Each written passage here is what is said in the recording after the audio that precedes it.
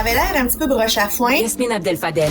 On peut pas être un chef à temps partiel. Moi, ce qui me dépasse, c'est que le dossier, là, il est pas nouveau depuis une semaine. Marc-André Leclerc. Il n'a pas de règles. Et ça, quand il n'y a pas de règles... La rencontre. Il va falloir s'accrocher à quelque chose qui est ancré dans la réalité des Québécois. Non, mais elle l'a dit, c'est irréprochable. Hein? Sa gestion est irréprochable. Il faudrait qu'il sourie, qu'il a l'air plus enjoué. Ah, mais Yasmine, attends, là, on a la moitié du bouclier, là. C'est exactement ça. La rencontre. Abdel-Fadel Leclerc.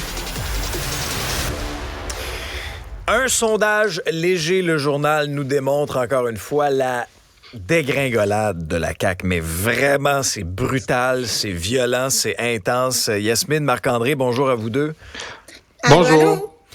J'essayais de remonter un peu en arrière parce que oui, ça va mal pour Justin Trudeau au fédéral, mais tu sais, une dégringolade comme le vit présentement François Legault, là, parce que si des élections avaient lieu aujourd'hui, c'est le Parti québécois et Paul Saint-Pierre Plamondon qui récolterait 31 % des appuis, 25 % seulement pour François Legault et la coalition Avenir Québec, une diminution de 5 qui profite directement au Parti québécois. Yasmine, récemment, là, au niveau politique, as-tu déjà vu une pareille descente? Non, clairement pas. On voit que non seulement il y a une descente, mais elle est à pic. On dirait qu'il était au sommet d'une montagne, puis il dévale, là, pas de ski, une pente de ski. C'est avec tout ce que le dommage qui vient avec. Et ça, là, c'est catastrophique pour la CAQ, parce que tous les voyants sont au rouge, là, tant dans la question de la satisfaction, qui ferait le meilleur premier ministre, mais les intentions de vote. Et on voit que ça ne s'arrête pas. C'est ça le problème pour la CAQ, c'est que ça ne s'arrête pas et qu'il n'y a pas nécessairement un enjeu qu'ils peuvent changer pour arrêter l'hémorragie, là. C'est un ensemble de facteurs très différents les uns des autres. Quand on regarde les réactions là, de la population lorsqu'ils disent pourquoi ils sont insatisfaits, ça va partout. Alors, tout le monde a quelque chose à reprocher au gouvernement. Des fois, c'est incohérent de la part de l'électeur, mais il y a une frustration, une rage électorale envers François Legault qui va être très difficile à juguler pour le gouvernement et se remettre sur les rails. Mais là, j'espère que François Legault et son équipe ne pensent pas qu'en fermant les yeux, fermant les oreilles, ça va finir par passer. Ça passera pas. Puis moi, je les entends déjà dire, on a encore 3 ans. Oui, vous avez encore 3 ans. Mais ça prend du temps à remonter cette pente-là. Marc-André, dans les coulisses, là, t'es conseiller politique, tu regardes ça, tu t'assois avec le premier ministre aujourd'hui, qu'est-ce que tu lui dis? Comment tu interprètes ces résultats-là? C'est sûr que les conseillers autour de M. Legault vont dire « Ah, regardez, là, hein, c'est une photo du moment, il y a les négos, on est au pire, ça va mal. » Ça, c'est notre pire. Mais le problème, c'est que le 25 % de ce matin, est-ce que c'est vraiment le plancher de la CAQ, là? Est-ce qu'ils peuvent aller plus bas? Probablement que oui, là. Et c'est ça le problème, c'est qu'on connaît pas c'est quoi le plancher de la CAQ, là. Exemple, au fédéral, là, les conservateurs, là, même quand M. Harper n'était pas populaire, 30 % là, les conservateurs au fédéral, c'est leur plancher à travers le pays. Un sondage qui met les conservateurs en bas de 30 % là, il est mêlé. Ça, c'était, une monnaie, t'as une base, là. Là, la CAQ, on ne la connaît pas, la base. OK? Et c'est ça qui est problématique pour eux. Ils savent pas, là. Ils se reposent sur quoi? Sur quel électeur? Sur quelle clientèle, là? Ça, ils savent pas parce qu'ils ont toujours joué, puis ça a toujours bien été. Même s'ils faisaient des erreurs pendant la pandémie, tout était pardonné, tout était excusé, c'était pas grave, on change de décision. Les gens étaient là-dedans. Là, ce qui est difficile, c'est comment tu agis, là. Mais je pense qu'il faut qu'ils reviennent au jeu de base parce que quand tu regardes vraiment pourquoi les gens sont insatisfaits, il n'y a pas de progrès en santé et en éducation. Bon, c'est plus facile à dire entre nous présentement que de comment on change ça concrètement puis que les gens à la maison voient une différence, là. Mais la CAQ, on le sait, ça tient sur François Legault et là, François Legault est moins populaire que son parti. Et ça fait mal à la CAQ. Parce que la CAQ tenait sur un homme présentement. Oui, l'élection est dans 3 ans. Cependant, la crise à l'interne qu'ils vivent là, depuis le 3e lien en avril, depuis la défaite d'Jean Talon, ça va se poursuivre, là. Puis là, ce qu'ils doivent espérer, là, c'est de se rendre à Noël. Là. De dire, OK, on va finir la session, on va aider les négos, là. On va reprendre notre souffle. Puis on va redémarrer la machine en 2024. Là. Mais Marc-André, 5 points quand même, là, en l'espace d'un mois. C'est catastrophique. Là.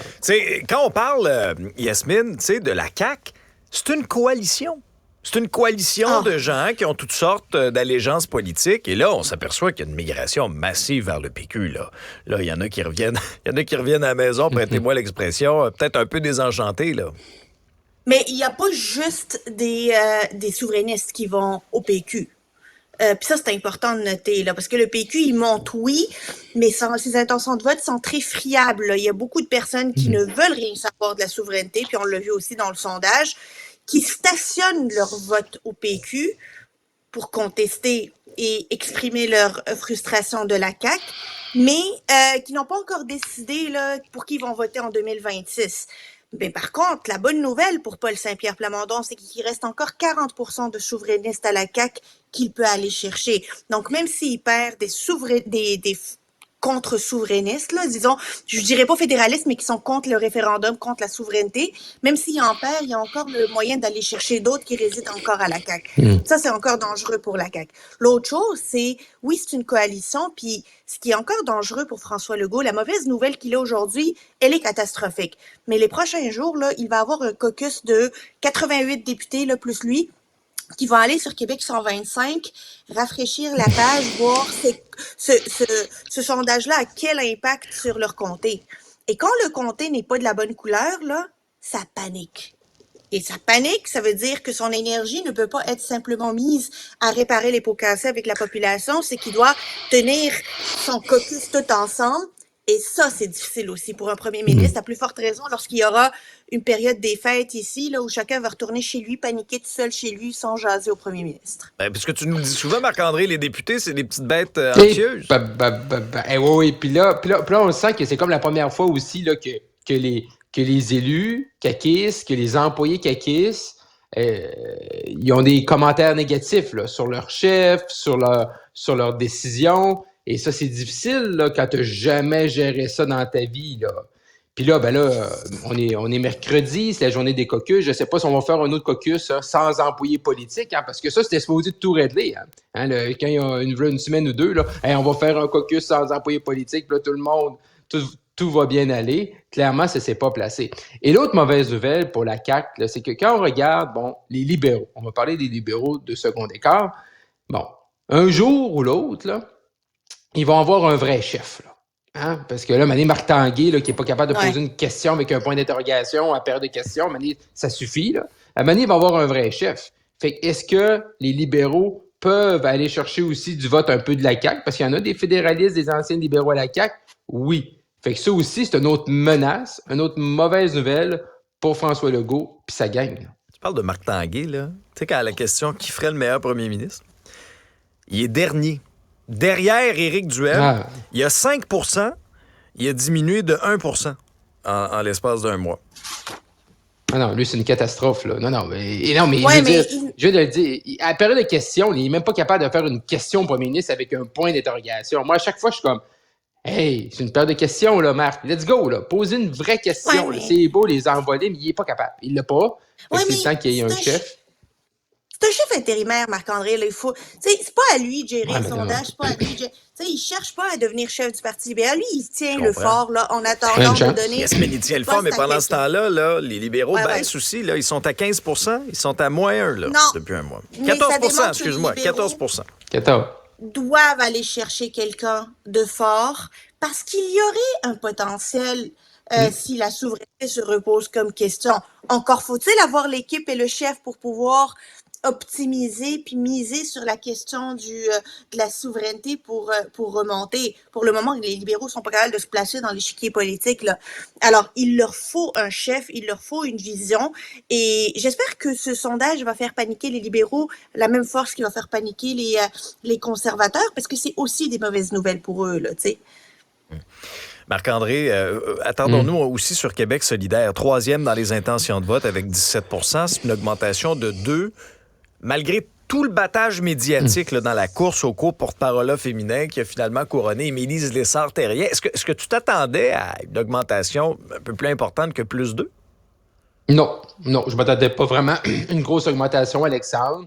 Il n'y a pas de lune de miel, là, Émilise Lessard-Terrien. Je pense pas non plus à Québec solidaire qu'on s'attendait à ça. C'est un nouveau visage qui est sur toutes les tribunes présentement, que les gens apprennent apprennent à découvrir. La bonne nouvelle, c'est que qui ferait meilleur PM, là, M. Nadeau-Dubois, a monté de 5 points. La question, c'est est-ce que ça va être là en 2026? On en a parlé souvent ensemble. Est-ce que ça va être là en 2026? On ne le sait pas encore. On va savoir ça peut-être dans un an et demi. Mais c'est sûr qu'ils ont eu beaucoup de couverture, là. Le sondage a été fait du 1er au 4 décembre. Mme Lessard-Terrien était élue le 26 novembre. Fait que c'est sûr qu'on a parlé de Québec solidaire abondamment. Ils ont une couverture quand même assez généreuse de leur congrès. Ça bouge pas beaucoup. Mais bon, 17, c'est mieux de 15. Mais je pense là, qu'à 17, 16, là, Québec solidaire, dans l'état actuel, avec leur politique, là, ils sont où ce qu'ils sont dans un mode de stagnation. Puis je ne les vois pas franchir le 20 s'ils ne changent pas la dynamique à l'interne, leur position et tout le reste. Es-tu d'accord avec ça, Yasmine? C'est un peu le plafond de QS? Oui, parce que pour le moment, ils sont aussi dans une période un peu trouble. Tu sais, aussi, ils doivent mettre 2023 derrière eux. Là, ils n'ont pas eu une bonne année, une année où ça a pris beaucoup de temps pour guérir les plaies de la dernière campagne électorale. Tu sais, ça a duré longtemps. Tout le monde est passé à travers, là, puis tout le monde est passé à autre chose. Puis Québec solidaire, ils étaient traumatisés longtemps par rapport au score de l'année passée. Là, pour eux, c'est le temps de passer à une nouvelle année. Puis 2024, là, on va voir comment ça va s'articuler, là, cette dynamique. Émilie Lessard-Terrien qui est pas à l'Assemblée nationale avec Gabriel Nadeau-Dubois, qui maintenant ne sent pas l'espèce de souffle de ses concurrents et tous ceux qu'il déteste derrière lui. Là, tu sais, Gabriel Nadeau-Dubois, il manquait peut-être d'amour durant une bonne partie de l'année. Ouais. La dose d'amour, il vient de l'avoir. Laissons-lui le temps de faire son effet avant de pouvoir dire est-ce que Québec solidaire va être capable de faire mieux ou pas. On va jeter un œil sur les intentions de vote au fédéral, aussi au Québec. Le Bloc québécois dit François Blanchet en tête avec 31 % des intentions de vote. Les libéraux arrivent deuxième avec 28 % des appuis.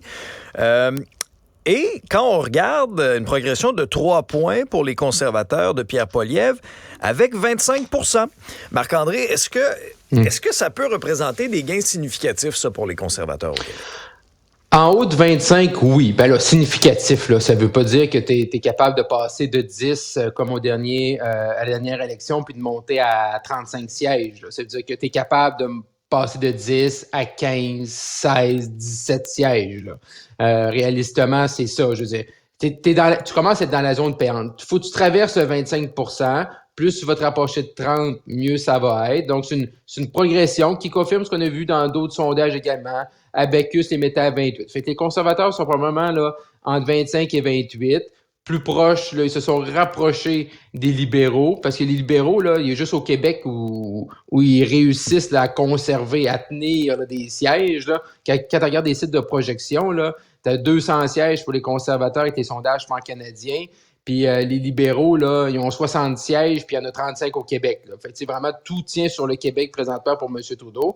Mais pour M. Poilievre, l'objectif, c'est pas de monter rapidement au Québec, c'est de monter point par point, tranquillement. Ça semble fonctionner. Tu veux pas non plus faire peur à tout le monde parce que l'étiquette conservatrice au Québec, c'est pas l'étiquette la plus populaire. Les gens, souvent, des fois, ils ont peur. Fait que tu veux monter tranquillement, faire ta place, être compétitif. Ce qu'on voit dans le sondage également, c'est les conservateurs sont premiers dans les grandes régions de Québec. Puis également, seulement 4 points derrière les bloquistes dans les régions du Québec. Donc, ça aussi, c'est des comtés qui sont payants, que les conservateurs là, vont regarder attentivement d'ici la prochaine élection. Là. Penses-tu que c'est un terreau fertile, toi, Yasmine? C'est intéressant, en fait, c'est parce qu'on a vu cette affection pour Pierre Poilievre et les conservateurs. Je sais pas si c'est une affection pour Pierre Poilievre et les conservateurs ou un désamour total pour Justin Trudeau puis un désir de changement, mais quelque chose entre les deux là fait en sorte que Pierre Poilievre scorait vraiment fort dans toutes les autres provinces du Canada, même dans les provinces de l'Atlantique. Puis le Québec là était comme un village gaulois là qui résistait au charme conservateurs. On voit que le Québec résiste moins, mais il y a aussi une réalité, un contexte politique au Québec, là, au niveau fédéral, qui est différent des autres provinces, c'est la présence du Bloc. Partout dans les autres provinces, là, il est en train de se battre avec un seul. Souvent, c'est les libéraux, leur principal adversaire. Le NPD dans certaines circonscriptions, mais c'est les libéraux là, sur lesquels il faut taper. Ils arrivent au Québec, puis il y a des libéraux, puis il y a des bloquistes, puis les deux sont forts au Québec. Alors, pour se frayer un chemin entre ces deux forces politiques, ça prend beaucoup de temps, ça prend beaucoup de présence. il n'y a pas eu tant de présence que ça de Pierre Poilievre au Québec, là, à part le Congrès, si je mets le Congrès à côté. Mais on voit que ça commence à faire effet, que le message traduit commence à percoler dans les oreilles des Québécois. Et tant et aussi longtemps que Justin Trudeau continue à faire des gaffes, c'est payant pour les conservateurs. Ce que, tu sais, il y a plusieurs fédéralistes qui ne veulent pas voter libéral et qui ne voteront jamais bloc. Ben, ils n'ont pas vraiment le choix. C'est aux conservateurs qui vont faire leur vote. Yasmine, Marc-André, merci pour la discussion. Merci, au revoir.